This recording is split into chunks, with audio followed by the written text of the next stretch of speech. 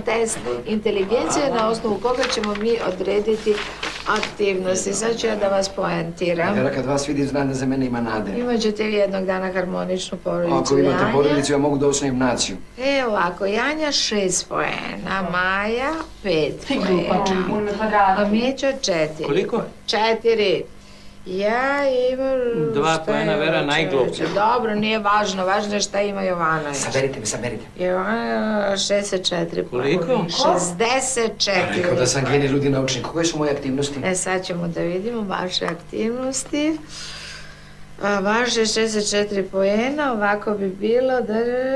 Aha, slanje šatla na mesec, rad na leku protiv raka i Zenonov paradoks. Što imam posla, idem ja. Glupače. Pa koja je moja aktivnost? Koliko si rekao da imaš, Mićo? 4. 4. Evo, do 10 poena.